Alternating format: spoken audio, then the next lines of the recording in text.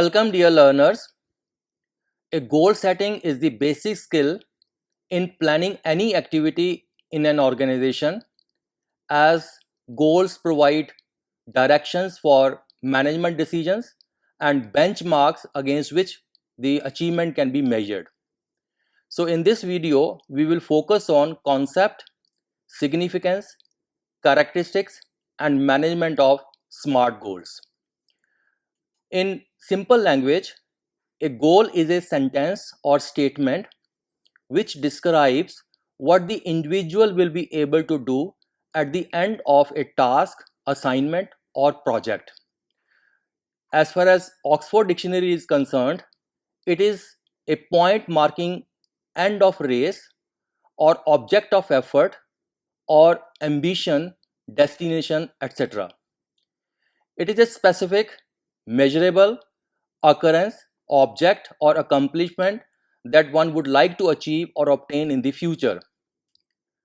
Of course, it is the investment in yourself. It clearly identifies what you want, how you will get it, and when you will get it. It is the objective, target, or end result expected from the completion of task, activities, or program. Now let us have a look at the significance of goals, why goal setting is very important. Goal setting provides a clear, documented statement of what you intend to accomplish.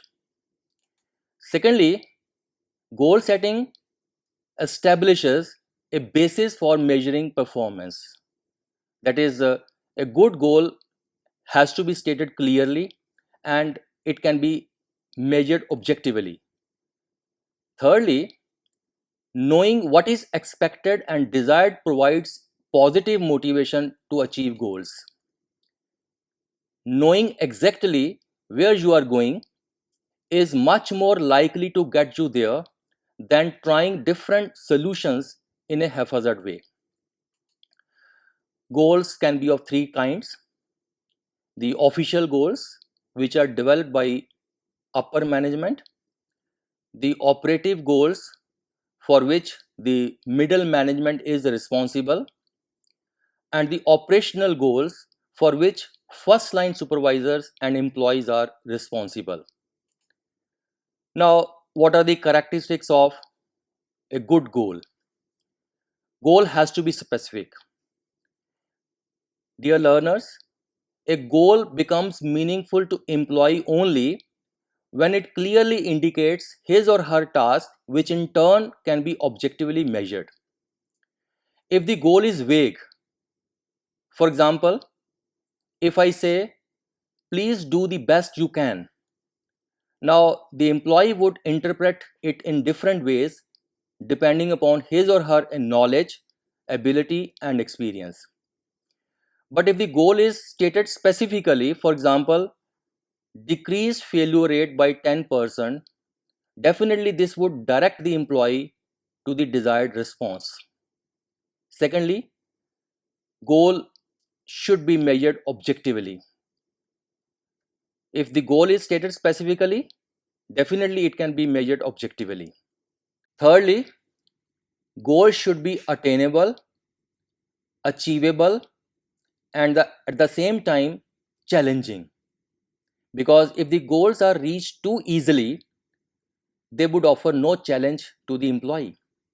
It would not create any kind of interest.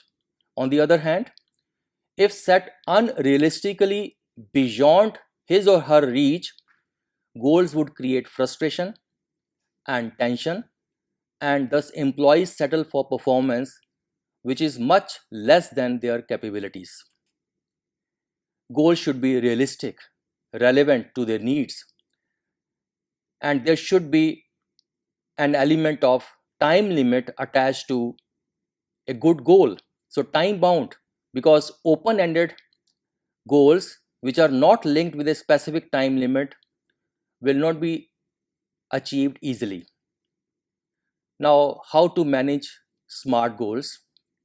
Firstly, setting goals. Specifically, list important activities you want yourself or your subordinate to accomplish in next 3 to 6 months. It means you can set goals for a month, quarter, half year, or on an yearly basis. Setting priorities, because there are a number of goals, you need to prioritize which goals are to be taken first and which goals are to be taken later on. You need to prioritize them. As I already discussed, specify the time span involved with each of the goals. Also indicate the measurable indicators. So set and make known the criteria of measuring the attainment of goals to your employees. That is, how will you know if the person is doing the job well? Also indicate the standards of performance. It means set clear and unambiguous standards. These should be known to the employee. These may include what does outstanding performance look like, determine minimum, acceptable, and outstanding levels of performance for each of the goals, and also prepare an action plan for implementing the goals. So, prepare an action plan indicating the steps to be undertaken to accomplish the goals. That is, what steps to reach goals. Try to anticipate the risk involved with the accomplishment of the goal, and you can prepare an action plan to overcome those obstacles to goal accomplishment. Devise a scheme of providing incentives and benefits if an employee is doing a good job. Likewise, you need to prepare an action plan in case the goal is not accomplished by the employee, that is, reprimands and redirection. Now, the question is how to obtain commitment to goals. You can employ few strategies. Firstly, explain goal relevance to personal needs of and values of your employee.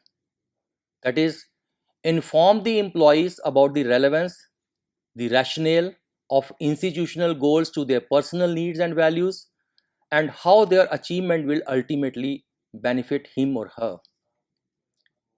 Secondly, provide managerial support in the form of infrastructure, other resources, time, etc., which is required for achieving goals. Use participatory approach. Why?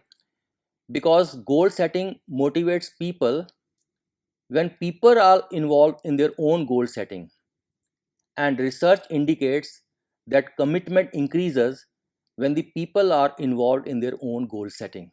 Likewise, convince employees that goal attainment is within their capabilities.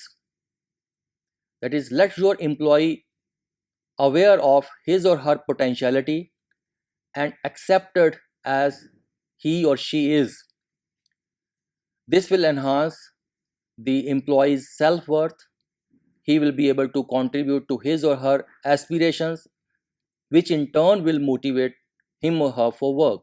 Also use rewards on attainment of their goals in a timely manner. So dear friends, in this video, we have learned the concept of a goal, the significance of goals, the types of goals, the characteristics of goals, and how to become committed to accomplishment of goals. Thank you.